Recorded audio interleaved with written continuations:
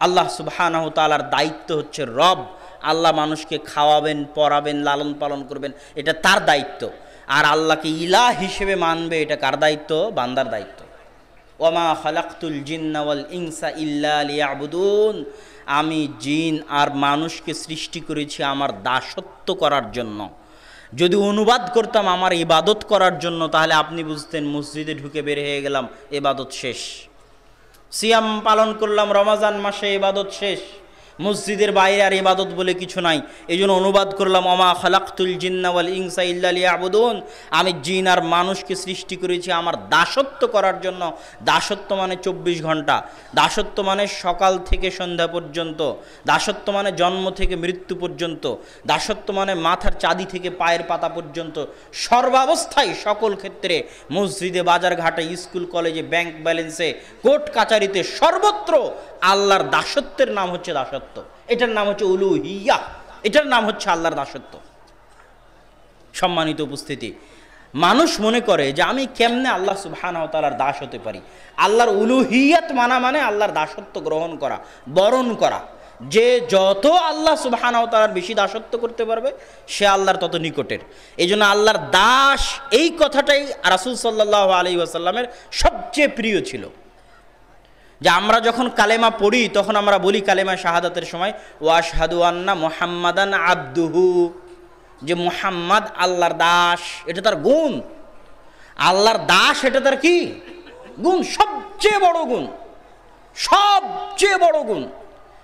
কেননা পৃথিবীর প্রত্যেকটা মানুষ, আজকে এই মঞ্চে যত মানুষ উপস্থিত আছে, সকলেই কোনো না কোনো কিছুর দাস।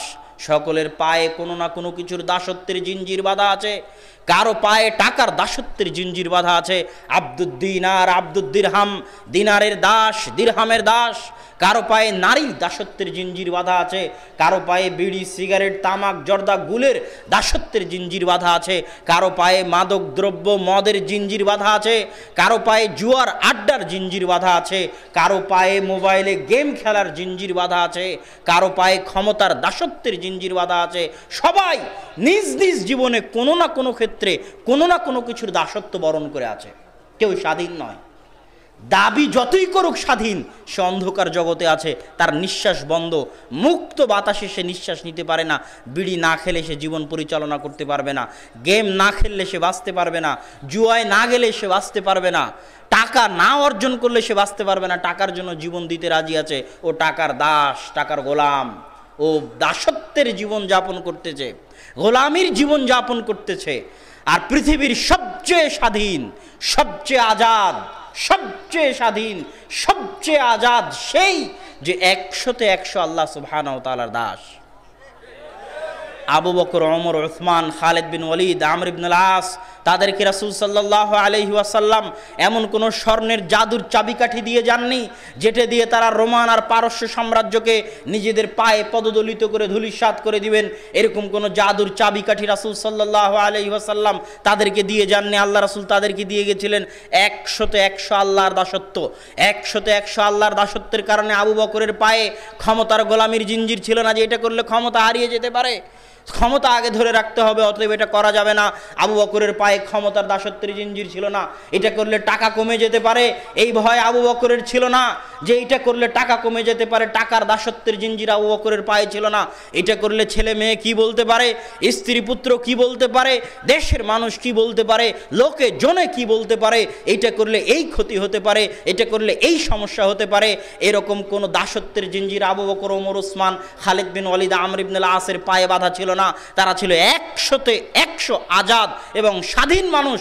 মাঠে যখন গেছে তখন কোনো পিছুটান নাই, তখন সে পারমাণবিক বোমের চেয়ে শক্তিশালী। তখন রোমান পারস্য কেন, তার চাইতে শক্তিশালী যদি কিছু আসে ধ্বংস হয়ে যাবে।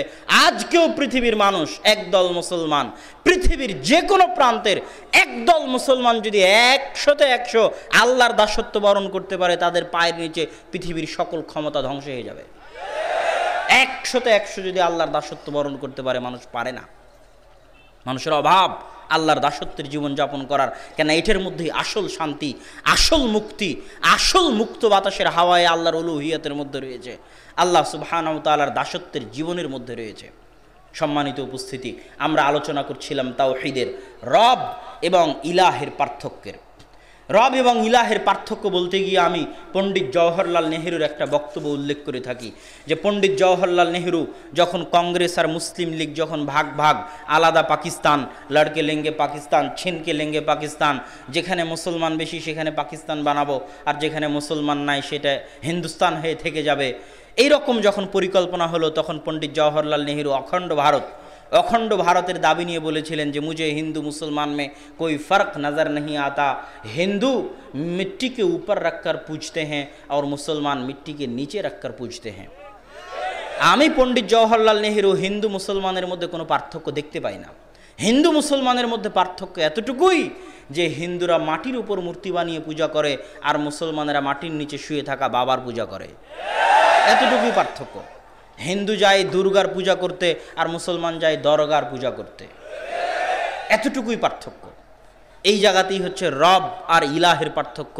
তথা এরা সবাই ওই হিন্দু আর এই মুসলমান, যেই হিন্দু দুর্গার পূজা করে আর যেই মুসলমান দরগায় যায়, যেই হিন্দু একটা মূর্তি উপরে বানিয়ে পূজা করে আর যেই মুসলমান মাটির নিচে শুয়ে থাকা শাহজালাল শাহপরানের পূজা করে, এই দুই মুসলমান আর হিন্দু সবাই আল্লাহকে রব হিসেবে বিশ্বাস করে, ইলাহ হিসেবে কেউ বিশ্বাস করে না।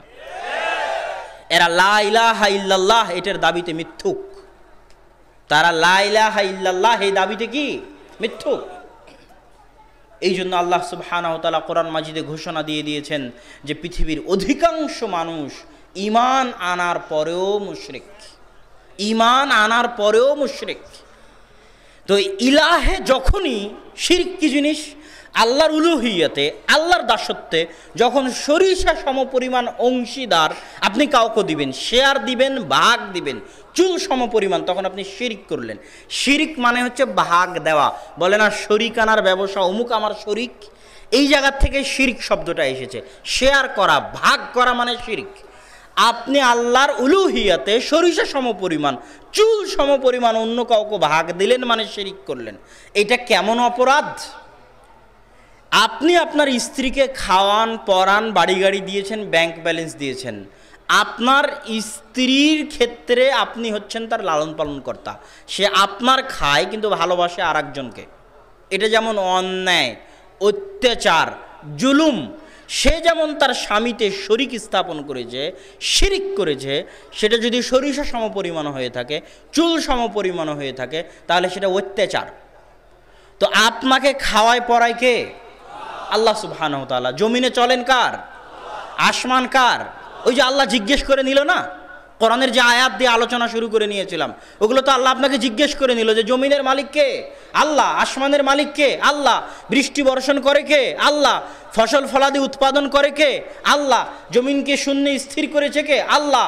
তাহলে শাহজালালের মাজারে সিজদা দিস কেন? এটা হলো আল্লাহর প্রশ্ন। সিজদা তাহলে কোথায় দিবি? আল্লাহর দরবারে সিজদা দিবি। তাহলে তাবিজ গায়ে লাগাস কেন? এটা আল্লাহর জিজ্ঞাসা। সৃষ্টিকর্তা যদি আল্লাহ হয়, রিজিক দাতা যদি আল্লাহ হয়, তো আরোগ্য দানকারী কে? আল্লাহ সুবহানাহু ওয়া তাআলা। তাহলে তুই হাতের রাশি পরীক্ষা করিস কেন? আল্লাহ সুবহানাহু ওয়া তাআলা যদি রিজিক দাতা হয়, সৃষ্টিকর্তা হয়, তো ভবিষ্যতের জ্ঞান একমাত্র তিনিই জানেন, দুনিয়ার কেউ জানে না। তাহলে যখনই তুই হাত দিয়ে হাতের রাশি পরীক্ষা করেছিস, পত্রিকায় পড়েছিস হাতের রাশি, তখন তোর উলুহিয়াত কেটে গেছে, শিরিক ঢুকে গেছে। পৃথিবীর যে কোনো স্থান, কাল, পাত্র, সময়, ব্যক্তি, গাছ, পাথর, নদী, নালা, যে কোনো কিছুকে মানুষ যদি স্বাভাবিকের চাইতে একটু ব্যতিক্রম করে দেখে, শিরকের মধ্যে পড়ে যাবে। যে কোনো সময় মানে আজকের দিন সোমবার, শুভ দিন, হিন্দুদের বিবাহ হয় শুভকাল দেখকার, শুভ সময় দেখে হিন্দুদের বিবাহ হয়। যে শুভ পরাহ্ন বের করেন, হিন্দুদের কাছে গিয়ে স্বামী স্ত্রী দুইজনের হাত পরীক্ষা করে পণ্ডিত বের করে যে অমুক দিন তাদের বিবাহ হবে শুভ। তাহলে একটা দিনকে সে স্বাভাবিকের চাইতে বেশি মর্যাদা দিচ্ছে। আপনি বললেন সোমবারের দিন এইটা করা হবে না, বাকি দেওয়া হবে না, গাছ কাটা হবে না, অমুক দিনের এই সিস্টেম, অমুক দিনের এই সিস্টেম, এই মাসে বিয়ে করা হবে না, ওই মাসে বিয়ে করা হবে, এই দিনে বিয়ে করা হবে না, এই দিনে বিয়ে করা হবে। এই যে একটা দিনকে, একটা সময়কে আপনি স্বাভাবিকের চাইতে বেশি কিছু ভাবতেছেন। আল্লাহর সব দিন সমান, আল্লাহর 12 মাস সমান, আল্লাহর 7 দিন সমান, আল্লাহর এই 7 দিনে শুভ অশুভ বলে কিছু নেই। যখনই আপনি স্বাভাবিকের চাইতে সরিষা সম পরিমাণ বেশি করে দেখবেন, কোথায় পা দিয়ে দিবেন? জোরে বলতে হবে, কোথায়? শিরকে। যে বলে যে আব্দুর রাজ্জাক বিন ইউসুফ সাহেব কেন বলেন যে দিবস পালন করা শিরক, ওকে আবার তাওহীদ পড়তে হবে, ওকে আবার শাহ ইসমাইল শহীদ রাহিমাহুল্লাহর তাকবিয়াতুল ঈমান পড়তে হবে। দিনের যে কোনো সময়কে আপনি জন্মদিবস পালন করলেন, সরিষা সম পরিমাণ স্বাভাবিকের চাইতে আপনি ওই দিনকে মূল্যায়ন দিচ্ছেন। কি জন্য? আল্লাহর ওই দিনকে আপনি কি জন্য স্বাভাবিকের চাইতে মূল্য দিবেন? আল্লাহ কি দিতে বলেছে? আল্লাহ দিতে বলেনি। তাহলে সরিষা সম পরিমাণ আপনি স্বাভাবিকের চাইতে মূল্য দিচ্ছেন, মানে আপনার ভিতরে সমস্যা আছে, আপনি শিরকের ভিতরের দিকে ধাবিত। আজকে শিরক না করলে কালকে করে বসবেন। এটা দিনের পূজা করা। এটা কিসের পূজা করা? দিনের পূজা করা। দিবস পালন করা মানে দিবসের পূজা করা। দিবস পালন করা মানে কিসের পূজা করা? দিবসের পূজা করা। আপনি একটা সময়কে স্বাভাবিকের চাইতে বেশি মর্যাদা দিলেন। হিন্দুরা কি করেছে? ওরে বাপরে বাপ, পদ্মা বিশাল নদী, গঙ্গা এত বড় নদী, এত বড় নদী হয় না, চলো এই নদীর পূজা করি। তখন ওই নদীতে গোসল করলে সব গুনাহ মাফ হয়ে যায়। এত বড় গাছ, এই গাছ 200 বছর থেকে আছে, 500 বছর থেকে আছে, চলো এই গাছের পূজা করি। কথা কি আমার বুঝতে পারছেন? এত বড় পাথর হয় না, এত বড় পাথর কেমনে হলো, চলো এই পাথরের পূজা করি। তাহলে এই যে একটা পাথরকে, একটা গাছকে, একটা নদীকে স্বাভাবিকের চাইতে বেশি মর্যাদা দেওয়া হচ্ছে, এটা কি? শিরক। যে কোনো দিন, যে কোনো স্থান, যে কোনো কাল, যে কোনো পাত্র, যে কোনো ব্যক্তি, স্বয়ং মুহাম্মদ সাল্লাল্লাহু আলাইহি ওয়াসাল্লাম, পৃথিবীর সর্বশ্রেষ্ঠ ব্যক্তি, সর্বশ্রেষ্ঠ রাসূল মুহাম্মদ সাল্লাল্লাহু আলাইহি ওয়াসাল্লামকে আল্লাহর দেওয়া সম্মান মর্যাদার চাইতে যদি আপনি বেশি সম্মান মর্যাদা দেখাতে চান, তাহলে আপনি আল্লাহকে অপমান করবেন। গায়েবের খবর কি মুহাম্মদ সাল্লাল্লাহু আলাইহি ওয়াসাল্লাম জানেন? জানেন না। যদি আপনি বলেন মুহাম্মদ সাল্লাল্লাহু আলাইহি ওয়াসাল্লাম গায়েবের খবর জানেন, অপমান কার হবে? আল্লাহর হবে। স্বয়ং মুহাম্মদ সাল্লাল্লাহু আলাইহি ওয়াসাল্লামকে তার যতটুকু সম্মান পাওয়ার যোগ্য, ততটুকুর চাইতে কোনো দিক থেকে, কোনো মাধ্যম দিয়ে আপনি যদি সরিষা সম পরিমাণ বেশি সম্মান দেখাতে চান, তাহলে আপনি শিরকে পা দিবেন। মনে করলেন আল্লাহর কাছে সাহায্য না চেয়ে মুহাম্মদ সাল্লাল্লাহু আলাইহি ওয়াসাল্লামের কবরে গিয়ে সাহায্য চাইব, হবে? মুহাম্মদ সাল্লাল্লাহু আলাইহি ওয়াসাল্লামের কবরে গিয়ে সিজদা করব, হবে? আবু বকর, ওমর, ওসমান বিপদে পড়েনি?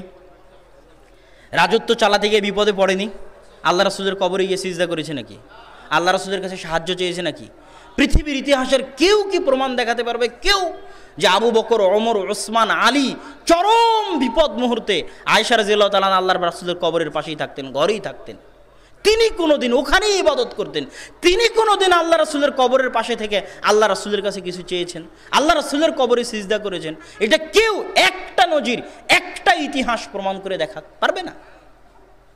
এটা রাসূল সাল্লাল্লাহু আলাইহি ওয়াসাল্লামের শিক্ষার বিরোধী, এটা উলুহিয়াতের বিরোধী, আল্লাহ সুবহানাহু ওয়া তাআলার দাসত্বের বিরোধী, আল্লাহ সুবহানাহু ওয়া তাআলার বন্দেগীর বিরোধী। প্রত্যেক পৃথিবীতে যা কিছু আছে, যার স্বাভাবিকের চাইতে সরিষা সম পরিমাণ মর্যাদা বেশি দেওয়া হয়, যত তাবিজ কবজ আছে, যত কবর মাজার আছে, যত শিরকের আড্ডাখানা আছে, সব কিছু আল্লাহর উলুহিয়াতের বিরোধী। এগুলো সব কিছু আল্লাহর উপর অত্যাচার। এগুলোকে ভেঙে খান খান করে দেওয়া প্রত্যেক মুমিনের উপর জরুরি জিম্মেদারি। আপনার বাড়িতে যদি আপনার পিতার ছবি ঝুলানো থাকে, ওই আপনার পিতার ছবি আপনার সৃষ্টিকর্তা আল্লাহর উলুহিয়াতের বিরোধী, ওকে পা দিয়ে পিষে দিতে হবে, না হলে আপনি আল্লাহর উলুহিয়াত স্বীকার করেন না। এটাই আল্লাহ সুবহানাহু ওয়া তাআলার উলুহিয়াত, এটাই মুসলমানের জাজবা, এটাই আল্লাহ রাসূল শিখিয়েছে, এটাই ইব্রাহিম শিখিয়েছে। এই জন্যই যখন এই জায়গায় মানুষ চলে আসবে, তাওহীদ যখন মানুষ বুঝে নেবে, তখনও পারমাণবিক বোমের চেয়ে শক্তিশালী।